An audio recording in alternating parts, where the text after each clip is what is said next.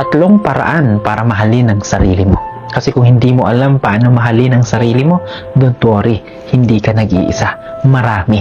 Pero may tatlong simpleng paraan para unti-unti mong ma-build yung self-love na matagal mo nang hinahanap. Una, tigilan mo ang paghingi ng value sa iba, sa mga taong walang paki sa'yo.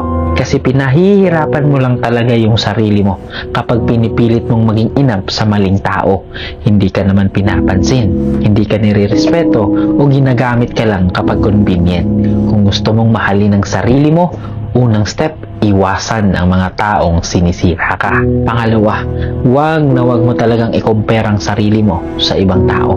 Kasi ito yung pinakamabilis na paraan para mawala ang tiwala mo sa sarili mo. Kasi tandaan mo, hindi kasalanan kung bakit mas mabilis ang progress nila. May kanya-kanya talaga tayong timing, background at pinagdadaanan. Ang mahalaga, gumagalaw ka kahit mabagal. Kaya hindi mo kailangan maging sila para maging enough ka. Kailangan mo lang maging totoo sa sarili mo. Pangatlo, itigil mo ang pagbibigay ng lahat sa ibang tao habang wala nang natitira para sa'yo. Kasi hindi self-love ang puro bigay.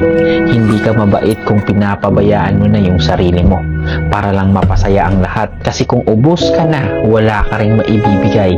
So start saying no. Start choosing you. Kasi hindi selfish alagaan ang sarili.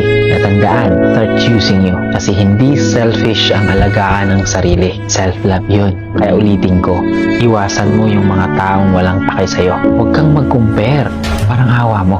At panghuli, huwag mong ibigay lahat hanggang ikaw ang nauubos. Kasi ang self-love, nagsisimula yan sa desisyong pinoprotektahan ng peace mo, ang dignity mo at ang future mo. Hindi selfish ang magmahal ng sarili.